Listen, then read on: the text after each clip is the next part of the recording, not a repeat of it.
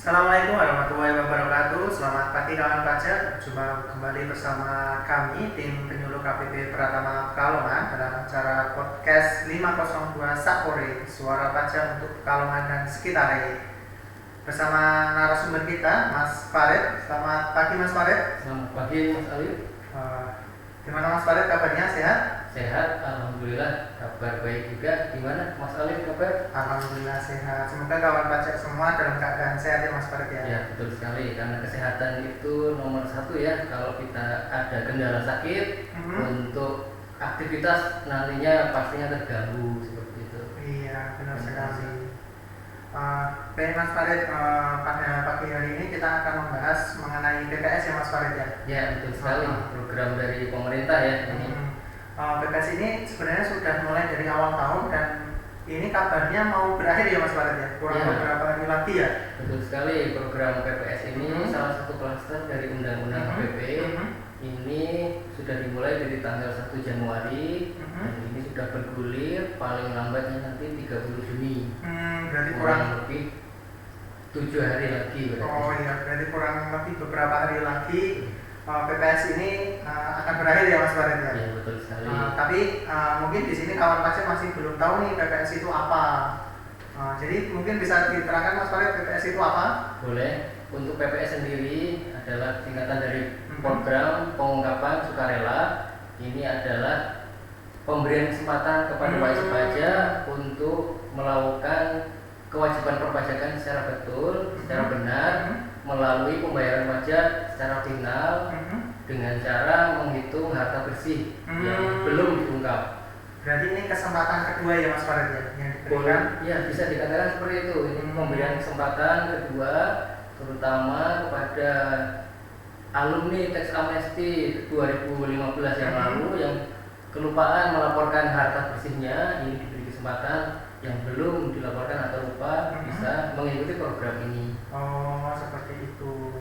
Untuk latar belakangnya sendiri Mas Farid itu kenapa sih DJP itu mengadakan program BPS ini, itu latar belakangnya apa Mas Farid? Betul, latar belakangnya sendiri ini yang pertama adalah masih banyak wajib pajak terutama yang alumni Tax Amnesty yang pertama banyak yang belum melaporkan hartanya. Yang pertama, kondisi pertama ini untuk wajib pajaknya nanti kan ada badan, ada orang pribadi maupun UMKM yang lalu Tax Amnesty. Nah ini kalau tidak melaporkan harta atau ditemukan datanya, nantinya akan dikenakan sanksi yang cukup besar. Untuk wajib pajak badan sendiri 25%, wajib pajak orang pribadi 30%, nah, untuk wajib pajak tertentu atau UMKM 12,5%.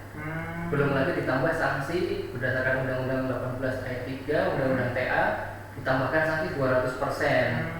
Sangat besar. Sangat besar ya, tadi ada sanksi 200%. Ya. Itu ditambah lagi sanksi ada 30%, 25, 12,5 ya Mas Farid ya. Contohnya kalau orang pribadi punya harta 10 miliar, sanksinya 30% berarti 3 miliar. Kemudian kenaikan 200%, 3 kali 2 berarti kan 6. 6 tambah 3 berarti 9 nanti yang dikenakan sanksinya seperti itu. Berarti wajib pajaknya tinggal berapa itu Mas Farid? Tinggal selisih harganya mungkin 1 miliar saja dari 10 ya. Sangat besar. Sangat besar sekali itu kawan pajak. Jadi dari 10 miliar kawan pajak cuma 1 miliar ya. Iya betul sekali. Itu kondisi pertama yang Tax Amnesty yang belum melaporkan. Kondisi yang kedua itu bahwa banyak wajib pajak orang pribadi yang belum melaporkan hartanya dalam SPT tahunan ya, tahun pajak 2016 sampai dengan 2020. Nah, itu juga kesempatannya diberikan 2 tahap ya. Tahap yang kebijakan pertama untuk para peserta tax alumni, wajib pajak badan dan orang pribadi. Kemudian yang kebijakan kedua khusus untuk wajib pajak orang pribadi. Tapi kategori tahunnya 2016 sampai dengan 2020. Seperti itu ya. Jadi memang ini kesempatan kedua bagi para wajib pajak peserta TA maupun bukan peserta TA ya, yang belum melaporkan hartanya ya. Betul sekali, nanti ada 2 kebijakan kurang lebih itu ada 2 kebijakan. Berarti sebenarnya itu DJP punya datanya Mas Farid, bisa membuka datanya itu semua. Kalau wajib pajak ini, kawan pajak ini sebenarnya punya harta tapi belum dilaporkan, atau punya aset tapi belum dilaporkan, itu bisa ya DJP ya? Bisa sekali. Karena DJP setelah tax amnesty yang lalu sudah bekerja sama dengan eksternal. Dengan pihak eksternal ya. Yang pertama itu dengan portal AOEI atau kepanjangan Automatic Exchange of Information, atau gampangannya kalau bahasa Indonesia pertukaran data dan informasi secara otomatis. Ini antara siapa? Ya antara negara yang sudah bekerja sama dengan Direktorat Jenderal Pajak, itu ada sekitar 100 yang sudah menggunakan 100 negara yang bekerja sama dengan DJP. Betul. Berarti data baik dalam maupun luar negeri nanti terhimpun dalam portal ini. Data-data masuk ke kami dan nggak mungkin bisa disembunyikan lagi ya Mas Farid ya.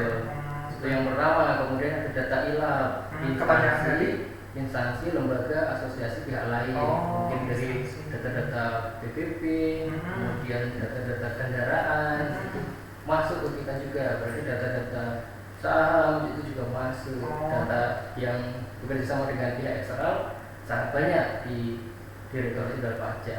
Jadi seperti itu. Jadi kalau kawan pajak punya harta dan belum dilaporkan dana SPT tahunan, itu harus pikir-pikir lagi ya, karena ternyata DJP punya aksesnya, punya datanya juga, daripada nanti dikenakan sanksi 30, 25, 12,5, mending dikuap saja berarti. Ditanggung sanksi. Belum ditanggung sanksi juga ya. Seperti itu. Sekali ternyata ya Mas Farid ya. Terus berarti manfaatnya tadi apa nih Mas Farid kalau mengikuti PPS ini? Untuk manfaat dari keikutsertaan dalam PPS ini, yang pertama untuk kebijakan satu, manfaatnya adalah nantinya tidak akan dikenakan sanksi yang besar lagi. Sanksi yang besar lagi itu ya? Tidak akan dikenai sanksi 200%. Ini berarti itu dihapus. Tidak dikenakan lagi. Hilanglah untuk harta yang kelupaan dilaporkan, sanksi yang pasal 18 ayat 3 ini tidak akan dikenakan. Ini kan yang menjadi momok yang paling besar. Sanksinya 10 miliar, dikenakannya 9. Kasihan ya, cuma 1 miliar. Kalau sudah melaporkan di kebijakan pertama, untuk sanksi yang seperti ini akan hilang atau tidak dikenakan. Kemudian manfaat yang kedua adalah perlindungan data dalam SPPH. Informasi atau data dalam SPPH ini kan nanti dihimpun oleh Kementerian Keuangan. Ini tidak akan menjadi bahan dalam proses penyelidikan, tindak pidana perpajakan, itu tidak akan menjadi penuntutan. Seperti itu. Jadi aman. Datanya rahasia dan tidak bakal dibuka-buka lagi ya Mas Farid ya. Datanya aman.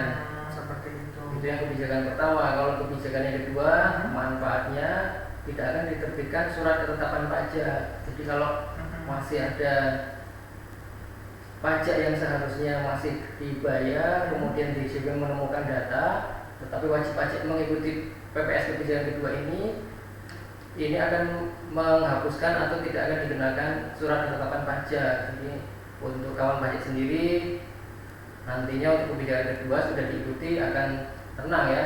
2016, 2020 sudah tidak bakal diterbitkan SKP lagi. Atas data yang sudah diungkapkan itu ya Mas Iya, Farid. betul. Jadi kalau mau ikut jangan setengah-setengah ya. Iya betul. Jangan setengah-setengah, umpama setengahnya disembunyikan, setengahnya itu masih bisa kita surat ketetapan pajaknya nanti bisa kita keluarkan untuk yang setengah tersebut.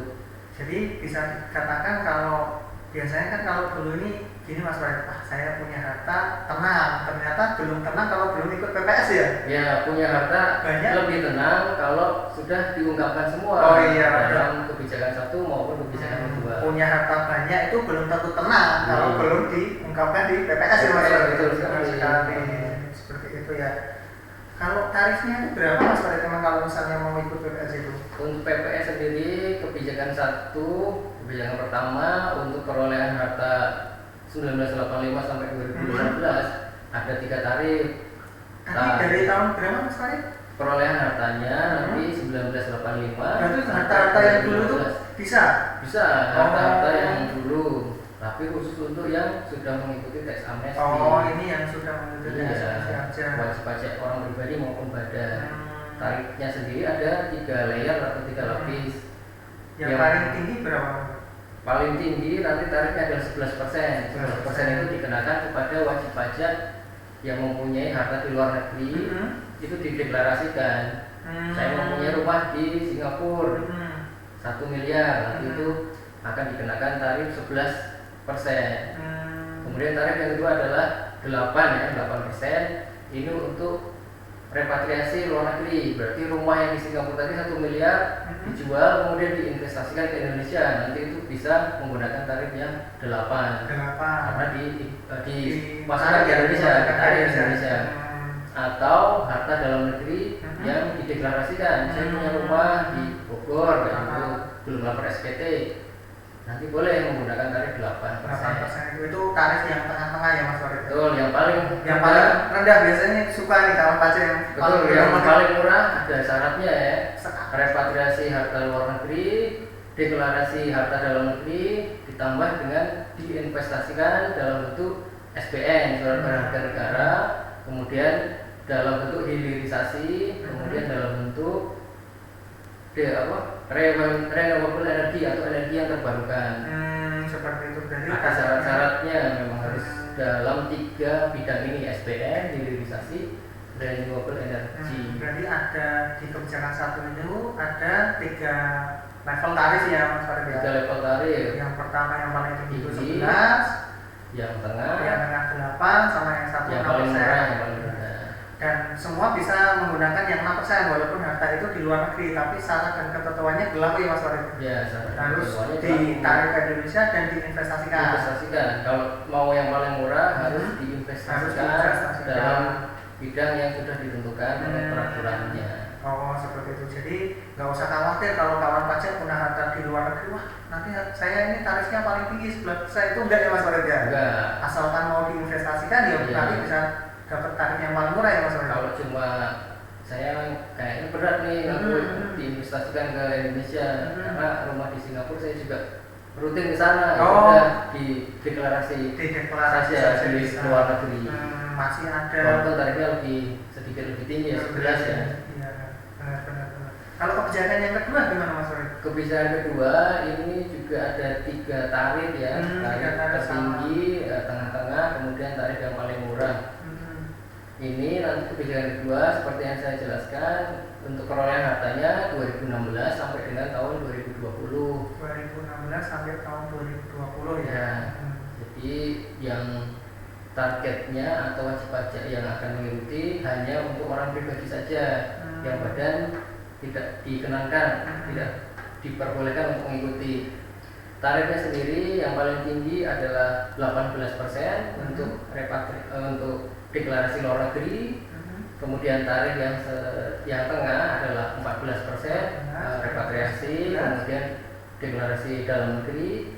Tarif yang paling murah adalah 12% untuk harta yang ada di luar negeri yang direpatriasi, kemudian deklarasi harta dalam negeri plus diinvestasikan dalam SBN, hilirisasi maupun renewable energy. Jadi sama syaratnya sih. Secara konsep sama dengan kebijakan 1, cuma tarifnya lebih tinggi ya. Lebih tinggi daripada kebijakan 1. Dan ini hartanya harta 2016 sama 2020. Betul. Untuk perolehan atau jangka waktu perolehan hartanya dibedakan.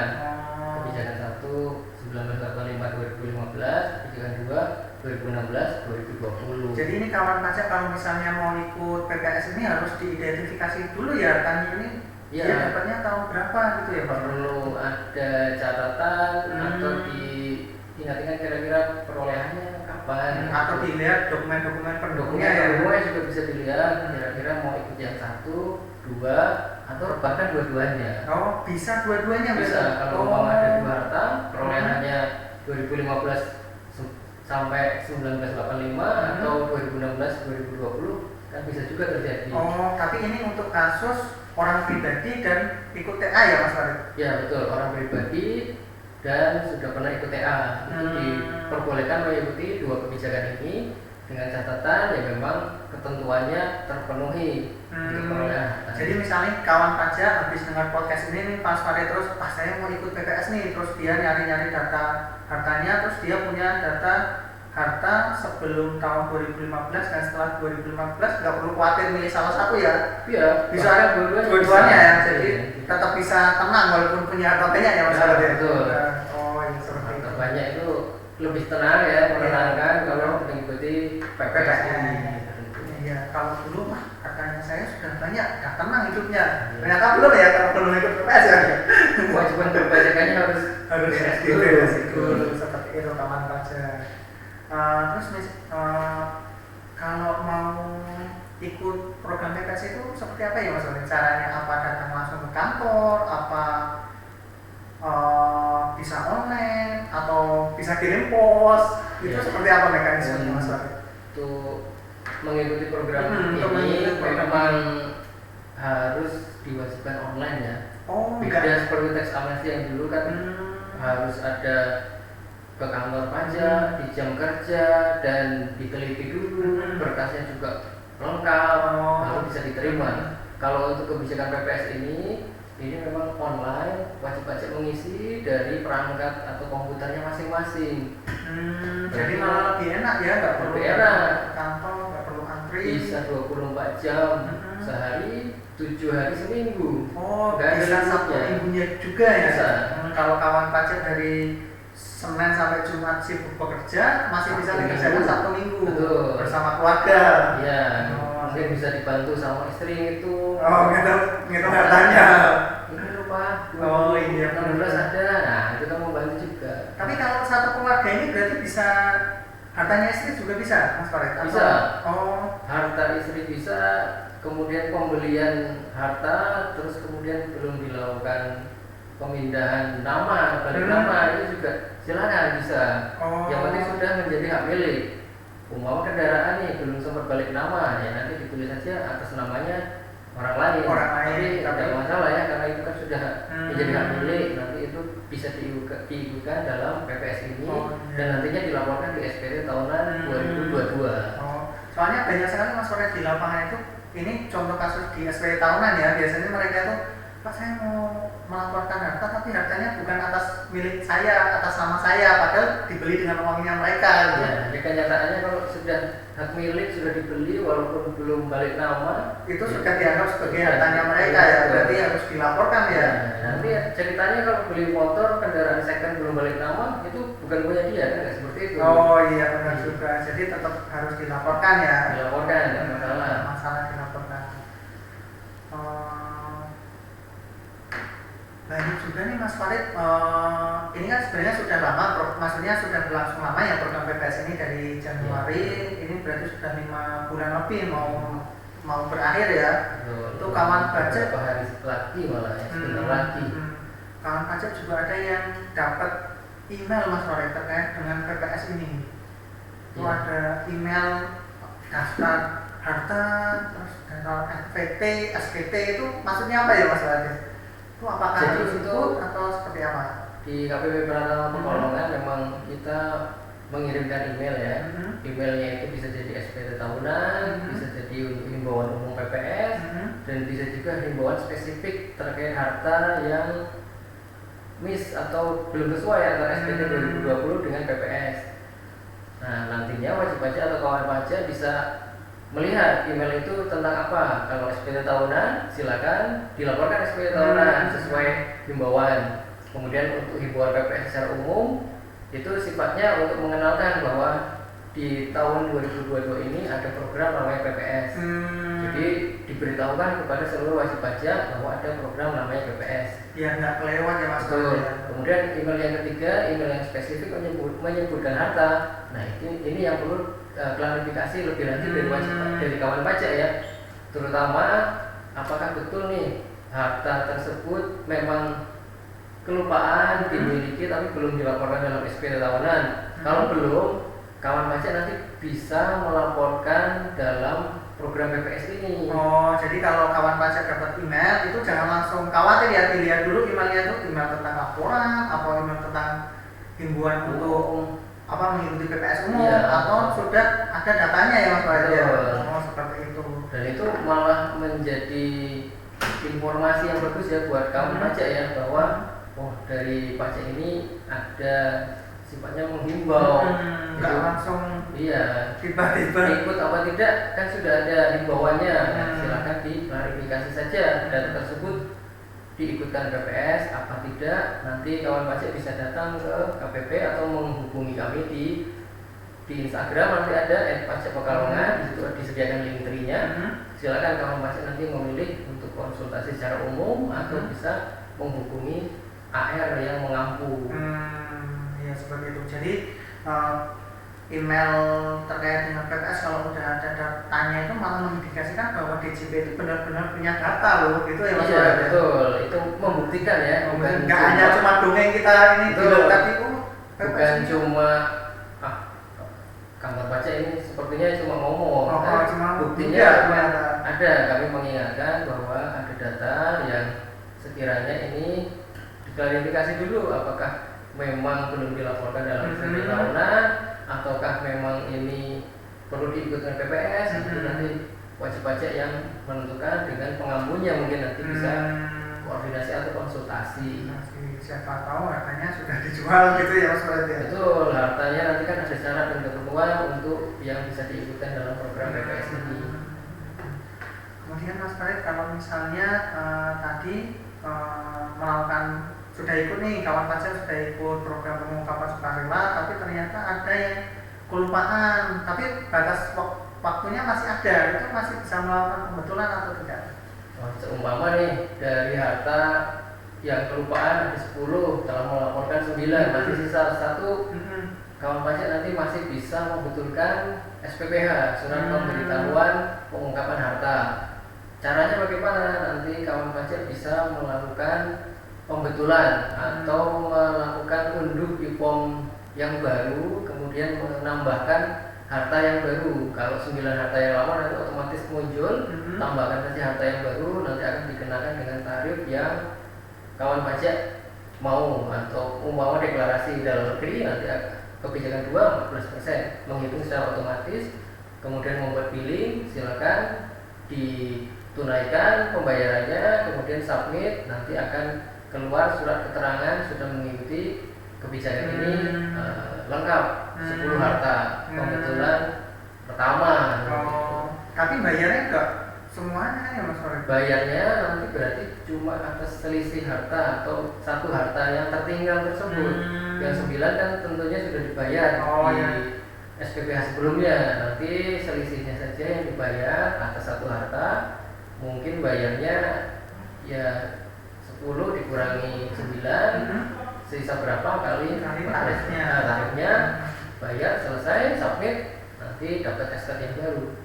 Seperti itu. Jadi kawan pajak kalau misalnya kelupaan jangan langsung ini ya aduh ini gimana, udah salah, takut sendiri itu nggak usah ya, nggak usah khawatir ya. Bahwa untuk pembetulan SPPH ini tidak dibatasi jumlahnya. Tidak dibatasi jumlahnya. 1, 2, 3, 100, 3.000 itu bisa. Bisa terus ya. ya. Batasan itu hanya jangka waktunya 30 Juni. Berarti mending sekarang kalau misalnya Sabtu Minggu besok nih kawan pajak ada waktu terus mencari harta-hartanya terus dilaporkan dulu, diikutkan dulu, nggak masalah ya. Daripada kelewat malah nggak ikut ya. Diikutkan untuk yang sudah ketemu, mau masih ada yang belum ketemu, bisa nanti pembetulan saja. Gitu. Berarti nggak harus nunggu lengkap dulu. Tidak usah nunggu lengkap, takutnya nanti malah lewat 30 Juni malah nggak ikut semuanya. Malah nanti kalau DJP buka semuanya malah ini ya kena sanksi 200% plus tadi itu ya Mas Farid ya. Betul, sanksinya nanti PPh final 30% untuk OP, kemudian sanksi 200, ya sangat besar. Saya itu masih bingung Mas Farid, antara orang pribadi itu kan tadi 30%. Kalau yang 12,5% itu 12,5% ini untuk web tertentu. Kalau dalam hal ini UMKM. Untuk yang kriteria di bawah 4,8 ya miliar ya, atau perdagangan seperti itu. Nanti sanksinya 12,5. Kalau dulu ikut TA kan tarifnya juga kecil ya, 0,5. Ini juga sama untuk WP kriteria tertentu. Dulu TA 0,5 ya. Betul. Tadi kan kalau mau ikut PPS itu kan bisa online ya Mas, dan harus online ya. harus online. Harus online ya? Nggak bisa pakai kertas lagi. Nggak bisa pakai kertas, tapi ada syarat khususnya nggak Mas Farid? Maksudnya WB ini harus diperiksa dulu atau Syaratnya memang ada.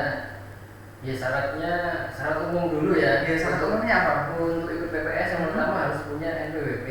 Oh, berarti kalau misalnya wajib pajak belum punya NPWP gimana Mas Farid? Kalau misalnya mau ikut Bisa mendaftarkan diri untuk memperoleh NPWP ya. Nah, yang pertama kalau umpama saya ternyata 2016-2020 punya harta sebenarnya, saya juga sudah ada usaha, tapi ya mohon maaf saya belum punya NPWP.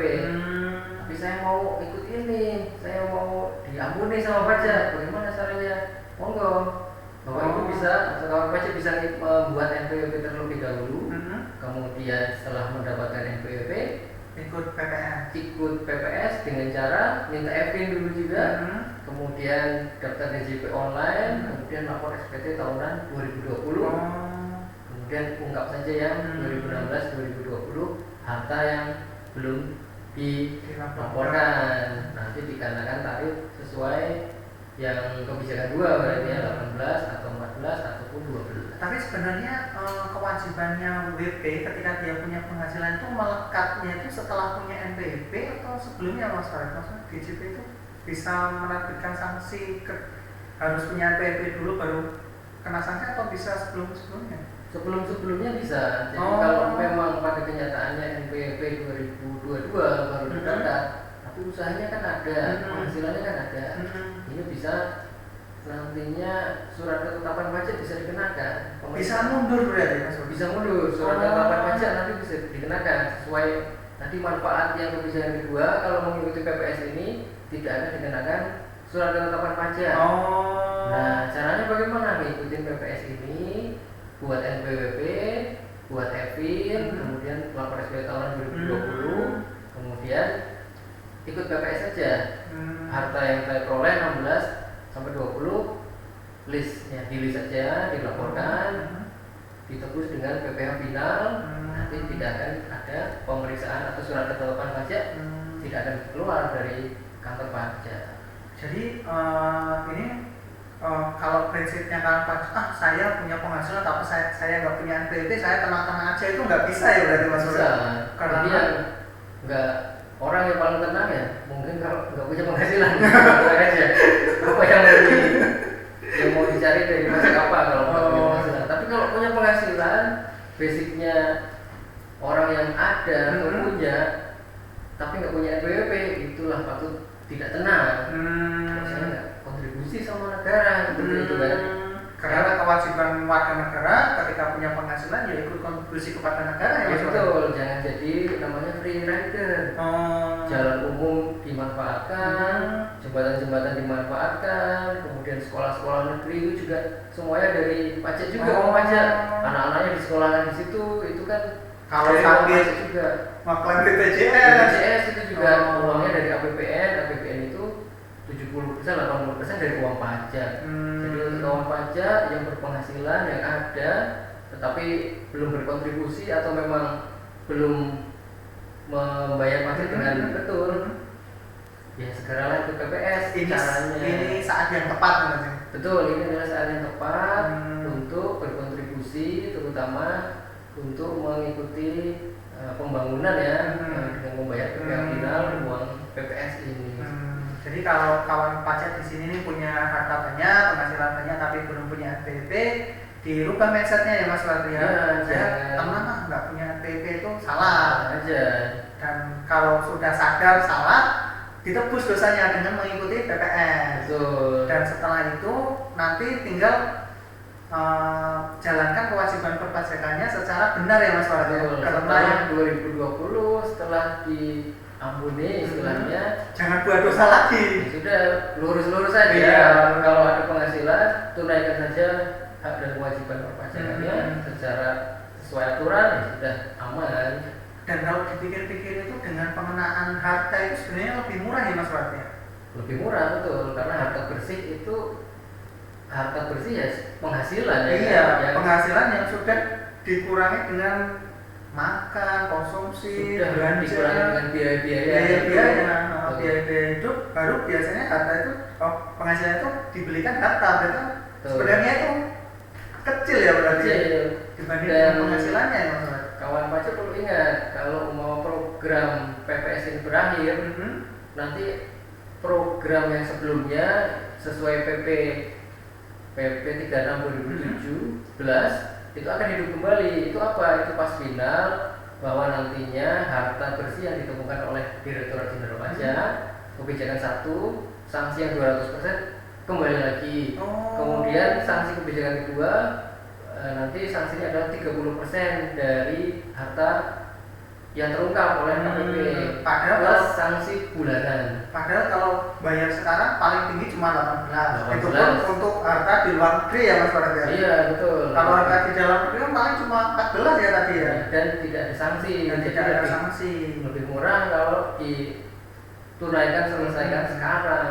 Daripada 30 mending 14 ya kalau ini ya. Ya, kalau kalau- hitung-hitungannya Kalau hitung-hitungan dagang kan pasti nyari yang untung untung ya ya. ini dong daripada Iya, saya biarkan nanti. seperti itu. Iya. Nah, baik kawan pajak, semoga kawan pajak semua semakin paham ya terkait dengan PPS ini ya Mas Farid ya. Iya betul sekali. Mudah-mudahan bisa tercerahkan ya, bukan malah terbuyarkan ya. Iya. Semoga kemarin yang dapat email itu jadi ternyata PPS itu ini ya. Gitu. Iya. Terus informasi ya. terus yang dapat PPS terkait dengan harta, ternyata saya harus konfirmasi dulu atau langsung aja ungkapkan semuanya ya. Iya Mas Farid. betul. Kalau mau dikonsultasikan dulu ya juga bisa, namanya juga data ini. Saya sudah yang ini kok Pak, yang ini yang belum. Silakan. Itu namanya juga diklarifikasi dulu juga nggak apa-apa. Terus misalnya nih Mas Farid, kamu pasti sudah mengikuti PPS, terus kemudian di SPT tahunannya seperti apa Mas Farid? Apakah perlu dilakukan pembetulan atau sudah cukup gitu aja? Kan SPT tahunannya setelah PPS ya. Setelah PPS berakhir, kan SPT-nya jelas di tahun itu belum ada harganya atau berarti? Iya betul. Jadi setelah kawan pajak mengikuti program ini, ya, PPS ini, kawan pajak tidak perlu melakukan pembetulan SPT. Nggak perlu. Nggak perlu. Karena dalam undang-undang HPP tersebut juga dijelaskan kalau sudah mengikuti PPS kemudian melakukan pembetulan SPT, ini malah dianggap tidak menyampaikan SPT karena keikutsertaan PPS per 29 Oktober 2021 sudah tidak perlu melakukan pembetulan SPT. Pembetulan SPT dianggap tidak disampaikan. Berarti ya sama aja lah, nggak usah lapor SPT sama sekali. Nanti kawan pajak lapor saja SPT-nya di tahun pajak 2022. Harta-harta yang diikutkan PPS silakan laporkan dalam SPT tahunan 2022. Dilaporkannya tahun 2023 ya berarti Mas Farid? Iya. Nanti kalendernya berarti tanggal 1 sampai tanggal 3 ya. Bulan 3 maksudnya 2023. Betul. Kemudian harta yang dilaporkan dalam SPT tahunan itu untuk harta bersih akan menjadi tambahan saldo ditahan. Ini untuk kebijakan 1 yang badan ya. Kemudian harta atau utang yang disampaikan dalam SPPH ini akan menjadi harta baru atau utang yang baru dalam SPT tahunan 2022. Nanti dicantumkan di kolom harta, kemudian kolom utang juga. Kemudian harta dalam SPPH ini tidak bisa menjadi dasar untuk penyusutan maupun amortisasi dalam laporan neraca laporan keuangannya. Jadi jangan disusutkan atau jangan diamortisasikan untuk harta baru tersebut. Ketentuannya itu. Jadi intinya kalau ikut PPS ya nggak usah dibetulkan, nggak masalah ya. Ya, yang intinya jangan melakukan pembetulan untuk Jangan pajak yang belum diungkapkan hartanya. Ya, cukup melaporkan harta dalam SPT tahunan tahun pajak 2022 di 1 Januari sampai paling lambat nanti 31 Maret ya 2023. Semoga kawan pajak semua ini ya semakin tercerahkan, semakin paham ya. Ya mudah-mudahan semakin paham ya. Semakin paham. Terakhir nih Mas Farid, di sesi kali ini kira-kira ada pesan dan ini nggak himbauan untuk para wajib pajak, para kawan pajak nih? Ya tentunya pesan kami sangat sederhana ya, bahwa untuk PPS ini jangka waktunya tinggal sebentar lagi, beberapa hari lagi. Kami himbau kepada kawan pajak untuk segera melaporkan PPS kebijakan 1 maupun kebijakan 2 sebelum 30 Juni 2022 selesai, biar bisa punya banyak harta, tenang seperti itu. Kemudian mungkin biar tambah semangat, bahwa di KPP Pratama Pekalongan sendiri untuk wajib pajak yang sudah berpartisipasi dalam program PPS ini sudah 400-an lebih wajib pajak, dan 400 lebih dengan nilai uang yang terkumpul dalam PPS ini adalah 37 miliar.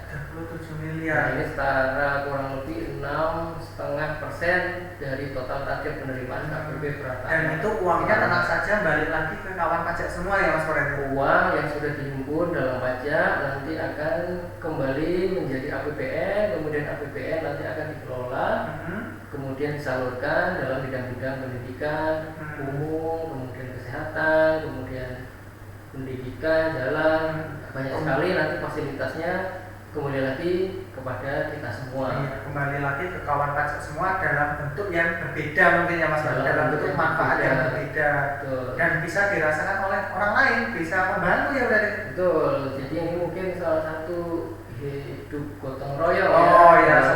Sila ketiga ya, kita gotong royong kepada semua rakyat ya, yang mampu bisa menopang kepada rakyat yang kurang mampu. Seperti itu. Baik kawan pajak, menarik sekali ya kawan pajak, pembahasan terkait dengan PPS kali ini. Nggak kerasa nih sudah 30 menit lebih kita bicara tentang PPS nih Mas Warid. Ya betul ya. Nanti mungkin bisa disambung dengan topik-topik yang lain ya Mas Warid ya. Ya, untuk topik yang lain nanti mungkin di podcast yang selanjutnya. Iya, di podcast yang selanjutnya. Kembali lagi, kami dari tim penyuluh pajak KPP Pratama Pekalongan menghimbau para wajib pajak atau kawan pajak untuk mengikuti program PPS ini. Kenapa? Karena kita nggak tahu nih kawan pajak kedepannya itu masih ada program seperti ini lagi atau tidak ya Mas Warid ya. Dan kesempatan mungkin nggak datang berulang. Iya, dan ini udah kesempatan kedua ya Mas Warid ya. Iya, kesempatan kedua kali. Iya, biasanya nggak ada kesempatan kedua. Ini sudah diberikan kesempatan kedua. Apakah ada kesempatan ketiga? Ya, kita nggak tahu. Iya. Tapi kalaupun ada ya teman-teman, itu kita lihat dari historinya di TA kemarin itu tarifnya rendah ya Mas Warid ya. Jauh rendah daripada yang sekarang memang. Dan kesempatan kedua lebih tinggi, tapi masih sangat rendah dibanding dengan sanksi kalau dikenakan. Ada sanksi yang tanpa kebijakan ini. Iya, makanya kalaupun nanti ada, dan kita nggak mungkin bisa jamin ada atau tidak ya, tapi kalaupun misalnya ada, kalau dilihat dari trennya tuh semakin tinggi ya Mas Warid ya tarifnya ya. Kan mending sekarang aja, dan tenangnya kan bisa langsung tenang ya Mas Warid ya. Iya betul. Seperti itu. Jadi silakan kalau pajak yang punya harta yang belum dilaporkan di SPT tahunan bisa diungkapkan di program PPS, karena tinggal beberapa hari lagi, dan kawan pajak yang mengalami kendala atau kesulitan ketika melakukan perekaman hartanya itu nggak usah khawatir, bisa datang langsung ke kantor untuk dibantu dengan petugas kerjas ya. Iya betul. Ya, dari jam kerjanya dari Senin sampai Jumat, mulai dari jam 8 sampai jam 16 sore ya Mas Warid ya. Baik, demikian kawan pajak, sharing apa ini Mas Warid? Ya, sharing tentang program ungkapan sukarela ya. Sharing ini di penghujung program ini ya, hampir 30 Juni 2022 ini mungkin podcast kita yang terakhir yang membahas tentang PPS ini. Dan sebenarnya kita juga sudah sering melakukan sosialisasi dengan PPS ini ya Mas Warid? Ya, secara langsung melalui podcast, lewat Instagram, broadcast WA juga sudah kita kirimkan, kemudian radio juga pernah, televisi juga pernah, di berita nasional juga sudah pernah. Dan banyak yang ikut juga. Jadi kawan pajak semua yang belum ikut dan punya harta ya ikut aja. Diikuti saja, kalaupun memang hak dan kewajibannya sudah dijalankan dengan benar, monggo, karena ini sukarela dikembalikan kepada wajib pajak, silakan tidak mengikuti tidak apa-apa. Tapi kalau iya saya belum jujur nih, monggo bisa diikuti untuk kesempatan yang kali ini. Baik kawan pajak, demikian podcast pada pagi hari ini membahas tentang PPS. Nah, kita berjumpa kembali dalam podcast yang lain yang Mas Fadil ya, dengan tema-tema yang lain. Kurang lebihnya mohon maaf. Assalamualaikum warahmatullahi wabarakatuh. Waalaikumsalam warahmatullahi wabarakatuh.